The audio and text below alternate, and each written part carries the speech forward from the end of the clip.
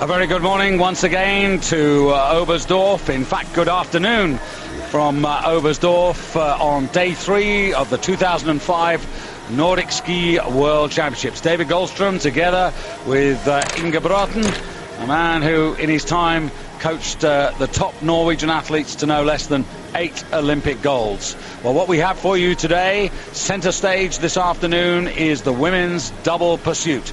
7.5 kilometres in classic style, then into the pits to change the skis and the poles, and out for the freestyle skate for 7.5 kilometres. Well, the bookmakers this morning have made Norway's Marit Bjørgen 2-1 strong favourite to take the gold medal. So let's hear her thoughts first on her 10-kilometre bronze. Bronze medal behind Katarina Neumanova of the Czech Republic. In the season, I think that I did not start in this race, but I have been in very good shape all the season. So after Winkel, I choose to beat on this race, and when I take a medal, it's very good for me.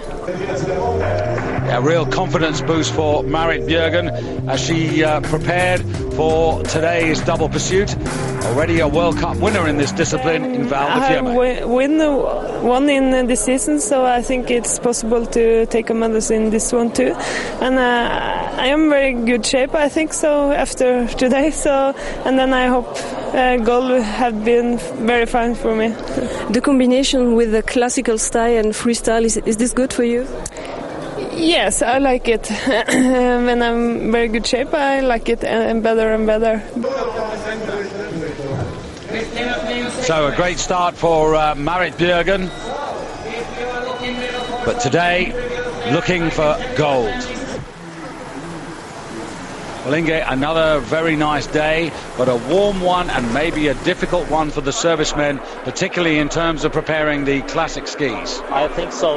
Well, this is the sort of temperature we've got today. As you can see, not zero as far as the air temperature is concerned. It's 1.40 Celsius, the air temperature, and the snow -3. Well, of course, this is the double pursuit, and so it means it's a mass start, the first mass start races, and as you see the start list, the athletes coming out onto the arena here to take their positions.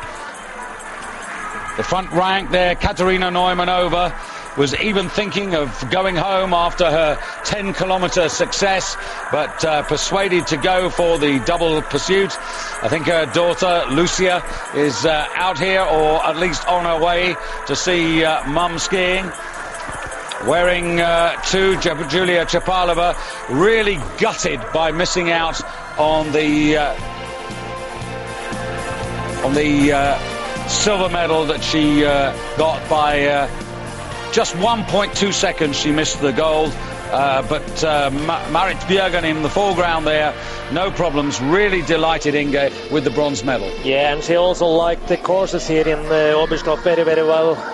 Steep uphill is the best for Marit Bjørgen.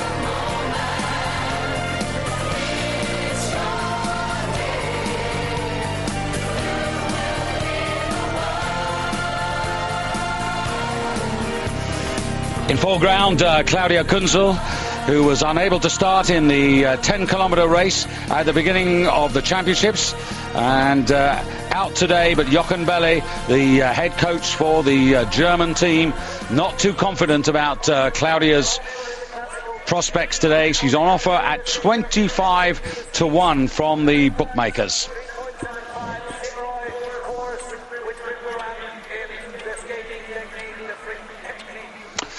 So once again, welcome to Oberstdorf.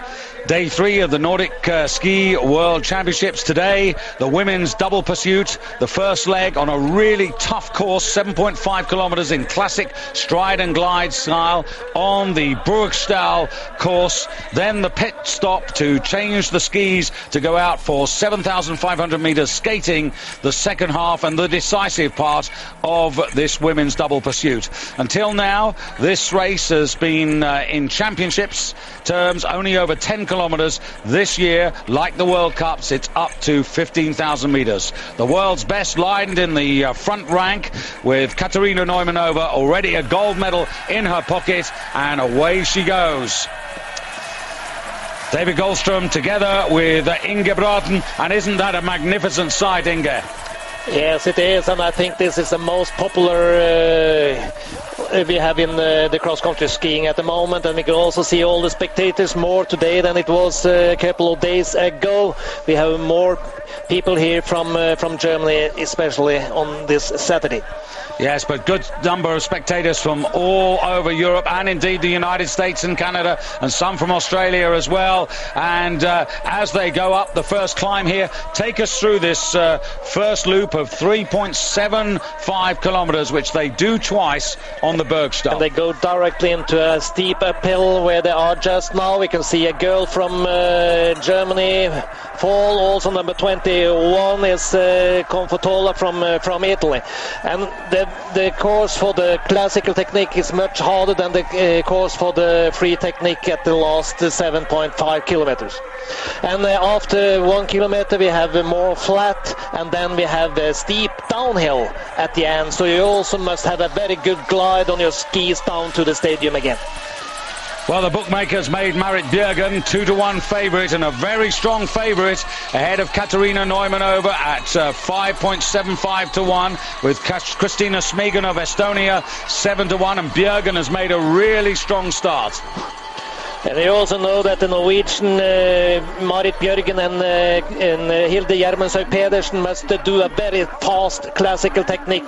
Chepalova must be a lot of seconds behind after this first 7.5 kilometers. Another racer to watch out for, Finland's Aina-Kaisa Saarinen, because classic is her speciality, so she's got to try to go up there and try to get some advantage here. She wears 15 as they start this long climb. It's a really long continuous climb, and there in the center of your picture wearing 3, that's Marit Bjergen, and just going through 17 moving up there, that was Petra Madic, who's pretty proficient also in classic style. So on the right there, you've got Bjergen. 2, that's Julia Chepalova. 14 on the left, that's Olga Zavialova. And just concentrating on the file on the right there, looked to be Claudia. Just trying to check whether it's Claudia Kunzel behind Marit Bjergen. We also had Valentina Shevchenko from Ukraine in the 3rd position. In fact, Kokina of Russia it was, who's well to the fore, and Neumanova back in the pack at the moment. But Chepalova, we know, is very strong in the skating. Not been very good in classical technique this season. She is already up at the 2nd position. And this is just short of 1,000 meters as they keep on this climb. This is a really tough climb, isn't it, Inge? Because it just goes on and on and on. You're climbing up from, as we said, about just short of a kilometer, and the climb keeps going, in fact, to 1,500 meters from home. So it's almost a 1,500 to 2,000 meter climb. That's correct, and it's the only climb in this 7.5 kilometers, so it's very important that the good classical will have a lap to the skaters in this uphill. Now, waxing today, Inge, could be very tricky, particularly on the classic. We're in that danger zone of around 0, and this is the nightmare temperature for servicemen. Oh, it is, and we usually use the blow wax for this snow, but today we have to use a wax much more soft than we usually use. What about skis and structure? That's also very important. I think around zero it's the most difficult snow to wax good skis.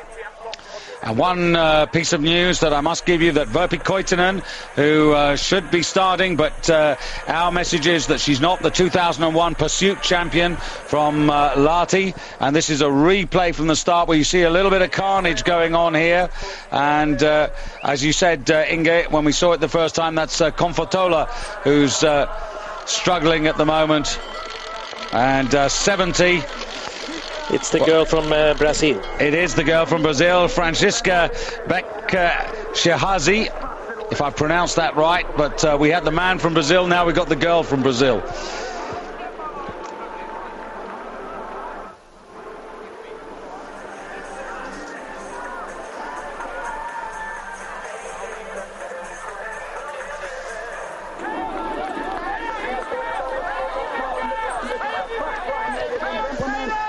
So the spectators all the way round this track, and all of the racers commented how they were satisfied with the support they received on the 10-kilometre opening race. But here we get a chance once again to identify Marit Bjergen there in the white hat and the red pants, closest to you, still with the advantage.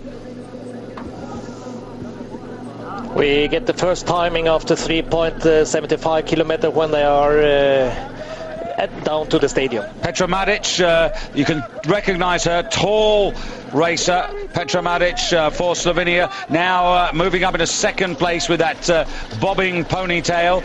12 just behind there in third place, that's Larissa Kokina for Russia.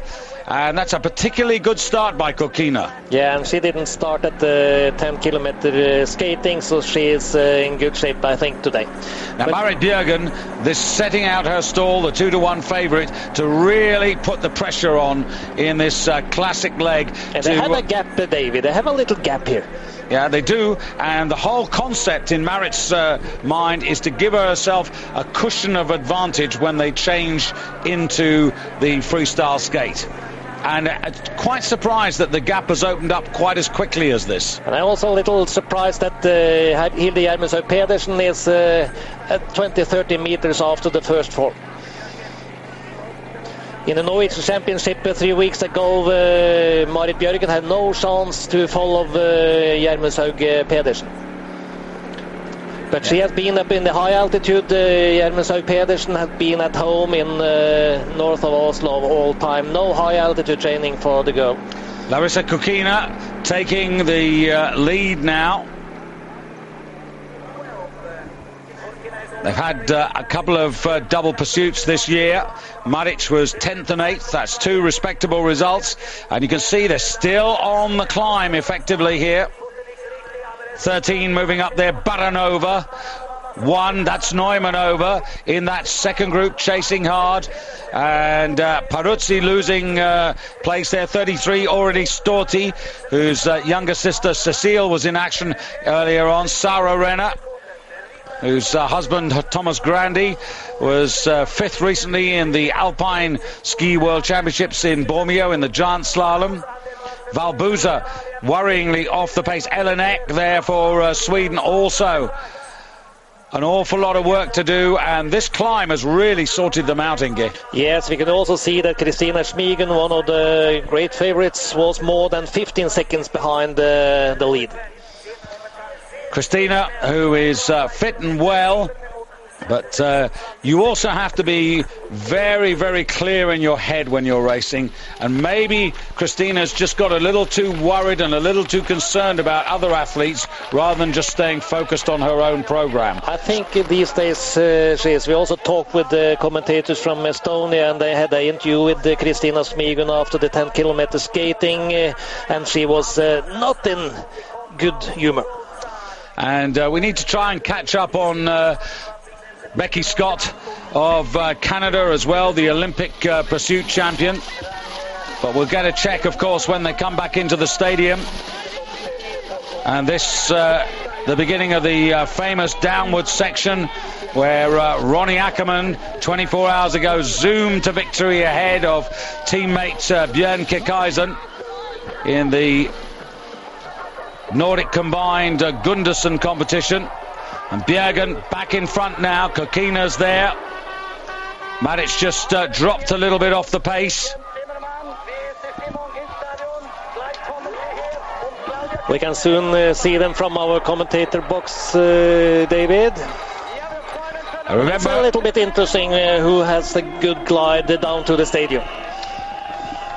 And remember, they've got to do this a second time.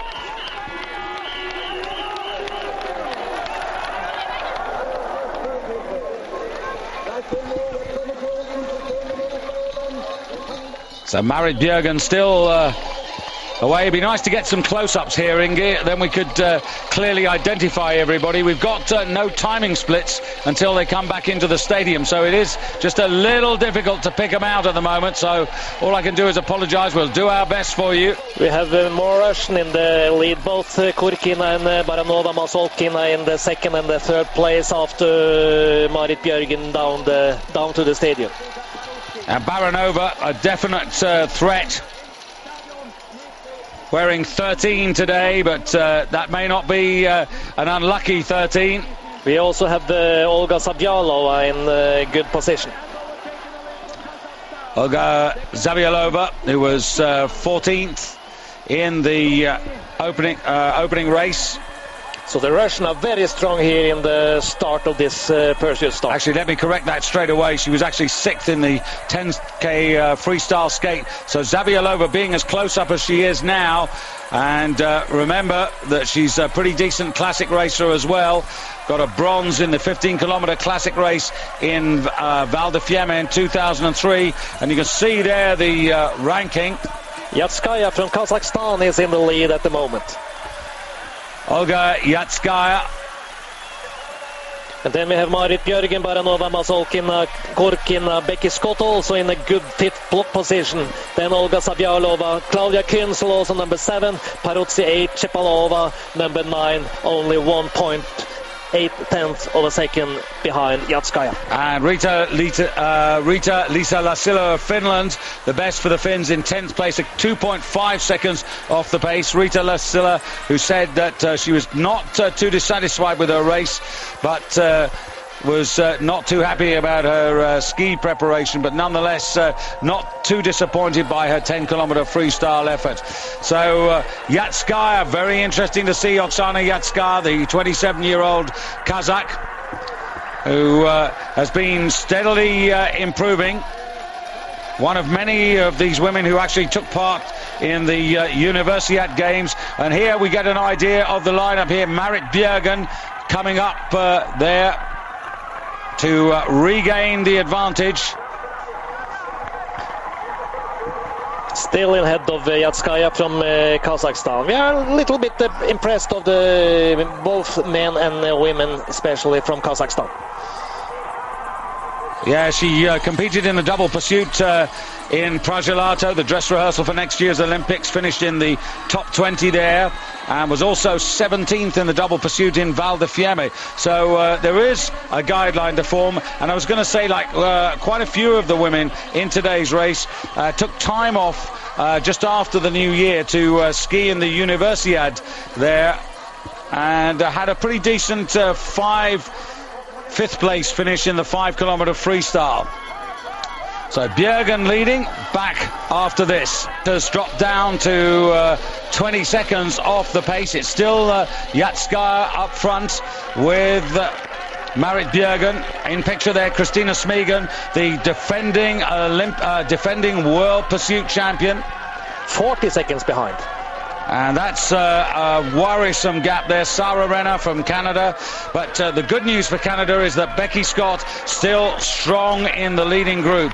Malahova, who had such a good race also for Kazakhstan, will improve on the second leg when they go to freestyle, but struggling at the moment. And we can also see that Marit Bjergen together with Baranova Mazolkina from Russia and also Yatskaya from Kazakhstan, they have a bigger and bigger gap to the others here in the steep uphills on the second round of the classical technique.